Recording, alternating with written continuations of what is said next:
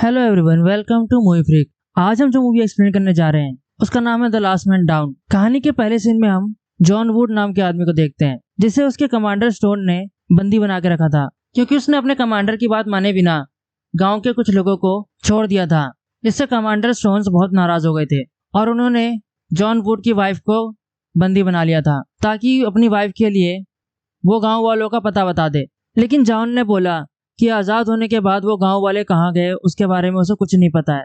लेकिन commander stone ने उसकी एक ना सुनी और उसके सामने ही उसकी वाइफ एमेलिया को गोली से उड़ा दिया। इसके बाद हम जॉन को नींद से उठते हुए देखते हैं। अब जॉन की वाइफ को मरे हुए 3 साल हो चुके थे, लेकिन उसकी मौत का सदमा वो अभी तक भुला नहीं पाया था। जब कमांडर स्टोन ने एमेलिया को मारा था उसके बाद जॉन वहां से बच के भागने में कामयाब हो गया था। जॉन उसके बाद जंगल में भाग जाता है और फिर उसने इंसानों से दूर रहकर शांति से जीवन बिताने का फैसला कर लिया। इसके बाद जब हम फ्लैशबैक में देखते हैं, जब जॉन वुड एक फौजी था तब उसे ऑर्डर दिया गया था कि वो गांव में जाकर सभी गांव वालों को जान से मार दे, क्योंकि गवर्नमेंट को शक था कि गांव वालों में एक वायरस फैल चुका था, लेकिन उनके पास कोई सबूत नहीं था। इसीलिए जॉन ने बाकी फौजियों से छिपके कई सारे गांव वालों को वहां से भगा दिया था और उनकी जान बचा ली थी। लेकिन बदकिस्मती से कमांडर स्टोन्स को इस बारे में पता चल गया था और कमांडर स्टोन्स ने जॉन को देशद्रोही घोषित कर दिया था। हालांकि जॉन डरता नहीं था कि डॉक्टर स्टोन्स का क्या करेगा, लेकिन उसने सपने भी नहीं सोचा था कि डॉक्टर स्टोन्स उससे बदला लेने के लिए उसकी वाइफ को उसके सामने ही गोली मार देगा और एक पल भी नहीं सोचेगा। अब इधर एक रात को जॉन वुड आग जलाकर बैठा हुआ था और अपनी वाइफ को याद कर रहा था कि तभी उसको जंगल की तरफ से एक आवाज आती है। वो जल्दी से अपनी कुल्हाड़ी उठा लेता है और उस तरफ बढ़ता है, लेकिन वहां वो देखता है एक औरत को जो बहुत ही बुरी तरह से जख्मी थी। फिर वो लड़की बेहोश होकर वहीं गिर गई। फिर जॉन उसको उठाकर अपनी झोपड़ी में ले आया। अगले दिन उस लड़की मारिया की जब नींद खुली तो उसके सामने जॉन आया। जॉन को देख के वो बहुत ही घबरा गई। फिर खुलासा होता है कि मारिया वो एक अकेली लड़की है जो उस वायरस से जिंदा लौटी हो। असल में मारिया के खून में उस वायरस से लड़ने की क्षमता थी। फिर जॉन उसे भरोसा दिलाता है कि वो उसे किसी भी तरह का नुकसान नहीं पहुंचाएगा। फिर उसने देखा कि मारिया के शरीर पे गोली लगने का निशान बढ़ता जा रहा था। अब मारिया के शरीर से गोली निकालना बहुत जरूरी हो गया था। अगर उसके शरीर से गोली ना निकाली जाए तो उसके शरीर में इन्फेक्शन फैल सकता था।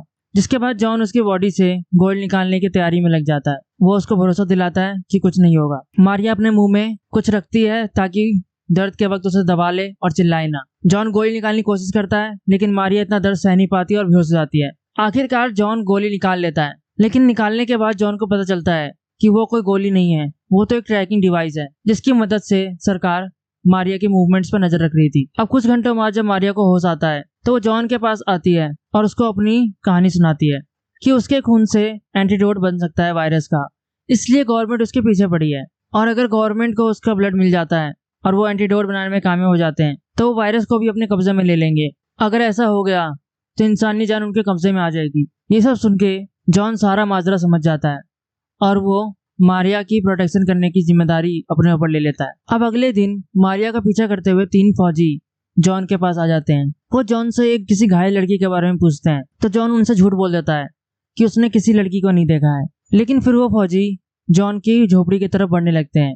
फिर जॉन उन पर पीछे से हमला कर देता है। जॉन 3 में से 2 फौजियों को वहीं मार देता है और फिर वो तीसरे फौजी को मारने जाता है, लेकिन वहां जाके वो देखता है कि तीसरे फौजी को तो मारिया ने गोली मार दी है। अभी फिलहाल के लिए तो वो लोग फौजियों से बच चुके थे, लेकिन जॉन जानता था कि अब मारिया के पीछे और फौजी भी आएंगे, तो उसने मारिया को छुप जाने के लिए कहा।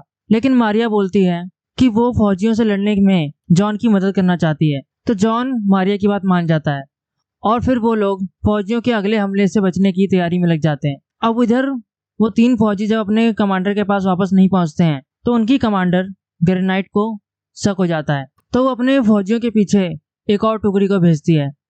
इधर मारिया को डर लग रहा था कि अभी और फौजी आएंगे उस पर हमला करने के लिए, तो वो घबरा जाती है और वो जॉन से यहाँ से भाग चलने के लिए कहती है। लेकिन जॉन को उनका कोई खौफ नहीं था। वो मारिया से कहता है कि हम कहीं नहीं जाएंगे और उनका डट के मुकाबला करेंगे। फिर वो मारिया को अपनी लाइफ की कहानी सुनाता है और जॉन की दुख भरी कहानी सुनकर मारिया उसे हौसला देती है। अब अगले दिन वो दोनों मिलकर झोपड़ी के चारों तरफ एक बैरिकेड बनाते हैं, जिसके बाद हथियार इकट्ठा करके जॉन मारिया को बंदूक चलाना भी सिखाता है।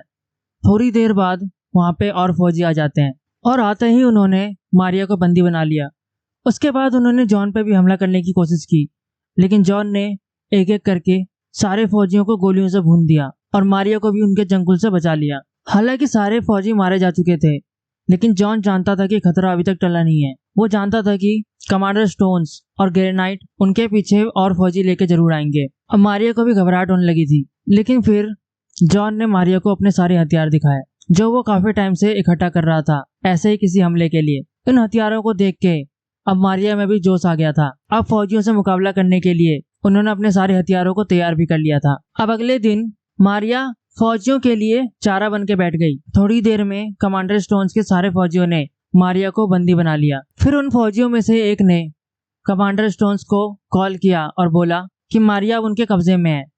ये सुनकर कमांडर स्टोन्स बहुत खुश हो गए।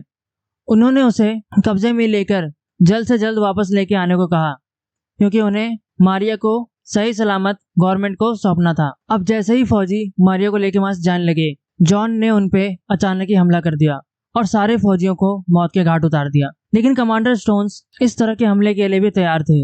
उन्होंने तुरंत ही जॉन के पीछे और फौजी भेज दिए, लेकिन जॉन और मारिया ने मिलकर उनका बहुत बहादुरी से मुकाबला किया और सभी को मार गिराया। अभी थोड़े टाइम पहले तक मारिया को गन चलाना भी नहीं आता था और अभी एक साथ दो गन चला रही है वो। अब जैसे ही कमांडर स्टोन्स को पता चला कि जॉन ने उसके 2 टुकड़ियों को मार गिराया है, उसने ग्रेनाइट से बोल के जॉन के पीछे एक और टुकड़ी को भेजा। अब फौजियों की एक और टुकड़ी जब उसके पीछे गई तो उन्हें जॉन की झोपड़ी के वहां एक सुरंग मिली, जो पहले गैस लाले ले जाने के लिए यूज होती थी, और ये सुरंग तो सीधा फौजियों के वहीं पे जाके खत्म होती थी। इस टुकड़ी ने जल्दी से ये इन्फॉर्मेशन कमांडर स्टोन्स को दे दी। अब कमांडर स्टोन्स ने उस सुरंग के एंड पे अपने फौजियों को तैनात कर दिया कि ताकि अगर जॉन इस सुरंग का रास्ता लेकर वहां से भागे तो कमांडर स्टोन्स उसको दबोच सके। लेकिन जैसे ही जॉन और मारिया वहां से बाहर निकले, उन्होंने सभी फौजियों पे हमला कर दिया और सारे फौजियों को जान से मार दिया। अब कैप्टन ग्रेनाइट के पास कोई और चारा नहीं बचा था, इसलिए अब वो अपनी आखिरी बची टोली के साथ मारिया को पकड़ने और जॉन को मारने के लिए आने वाली थी। कमांडर स्टोन्स उस सुरंग के एक एंड पे रुक गए ताकि उस पर नजर रख सकें। कुछ ही देर में ग्रेनाइट के फौजियों ने मारिया को पकड़ लिया और उसको बंदी बनाकर सुरंग के रास्ते वापस फौज के पास ले जाने लगे। उधर दूसरी तरफ जॉन पे एक बहुत ही तगड़े फौजी ने हमला कर दिया और उसको धर दबोचा। उस फौजी ने जॉन को पीट कर बेहोश कर दिया। अब जॉन को जैसे ही होश आया, वो उल्टे रास्ते से जाने लगा। ये एक ऐसा शॉर्टकट था जिसके बारे में सिर्फ जॉन को ही पता था। फिर जॉन आखिरकार उन फौजियों तक पहुंच ही गया जो मारिया को लेकर जा रहे थे, लेकिन उसी हट्टे कट्टे तगड़े फौजी ने जॉन का रास्ता फिर से रोक लिया। जॉन ने उसका मुकाबला किया, लेकिन वो फौजी बहुत ही ताकतवर था। वो जॉन पर भारी पड़ रहा था, लेकिन फिर जॉन ने उसका मुकाबला किया और उस पे एक से एक अलग तरीके के हमले किए और आखिरकार उस फौजी को मार गिराया। इसके बाद उसने मारिया को भी बचा लिया, लेकिन अब ग्रेनाइट इसके लिए तैयार बैठी थी और उसने जल्दी से अपने सारे फौजियों को जॉन पे हमला करने के लिए ऑर्डर्स दे दिए। अब देखते ही देखते वहां पे गोलीबारी शुरू हो गई। अब जॉन और मारिया भी वहां से भागे नहीं, बल्कि उनका डट के मुकाबला किया। अब जब वहां पे फौजियों की तादाद धीरे धीरे बढ़ने लगी तो जॉन ने मारिया को उसी सुरंग में एक कमरे के अंदर छिपने के लिए कहा और सारे फौजियों से अकेले निपटने का फैसला कर लिया। मारिया ने जॉन से दूर जाने के लिए मना किया, लेकिन फिर जॉन ने उसको समझाया कि मारिया का जिंदा रहना बहुत जरूरी है। फिर वो मान गई। उसके बाद जॉन सारे फौजियों से अकेले लड़ने के लिए तैयार हुआ और आगे बढ़ गया। उसने फिर बॉलीवुड स्टाइल में सारे फौजियों को मार गिराया और आखिरकार सुरंग के दूसरे सिरे तक पहुंच ही गया। अब जॉन सुरंग से जैसे निकला, उसने देखा कि कमांडर स्टोन्स अपने फौजियों के साथ उसका वहां इंतजार कर रहे थे। कमांडर स्टोन्स ने फिर जॉन से मारिया के बारे में पूछा तो जॉन ने उनसे कहा कि उसने मारिया को मार डाला है। ये बात सुनते ही ग्रेनाइट ने बोला कि ऐसा नहीं हो सकता, अभी कुछ देर पहले ही तो मारिया की जान बचाने के लिए अपनी जान से खेल रहा था। फिर कमांडर स्टोन्स ने फैसला किया कि 3 साल पहले की तरह जॉन को फिर से टॉर्चर करने की जरूरत है। उसके बाद कमांडर स्टोन्स के फौजियों ने जॉन को पीटना शुरू कर दिया। जॉन पीटते पीटते आखिरकार उस मारिया का पता बताने के लिए राजी हो ही गया। लेकिन इससे पहले कि वो मारिया का पता बताता, उसने कमांडर स्टोन को 1-on-1 के लिए ललकारा। हालांकि कमांडर स्टोन्स को जॉन से लड़ने की कोई जरूरत थी नहीं, पर अपने ईगो में आके उसने जॉन से लड़ने का फैसला कर लिया। अब इन दोनों का मुकाबला शुरू हो गया।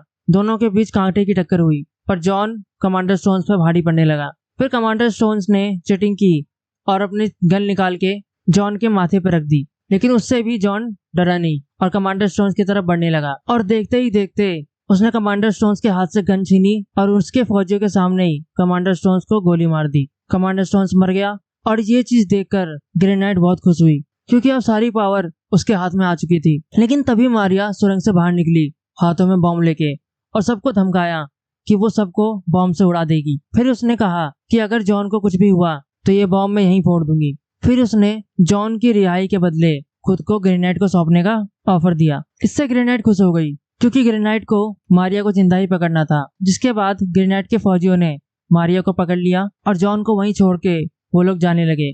जॉन जानता था कि अपने हथियारों के बिना वो इतने सारे फौजियों का मुकाबला अकेले नहीं कर सकता है, और अगर उसे मारिया को बचाना है तो उसे कोई और तरीका ढूंढना होगा। और मूवी इसी सस्पेंस पे खत्म हो जाती है। अगर मूवी की कहानी आपको अच्छी लगी हो तो चैनल को सब्सक्राइब करना, वीडियो को लाइक करना और कमेंट करके बताना कि अगली मूवी आपको कौन सी सुननी है। Thank you, good bye.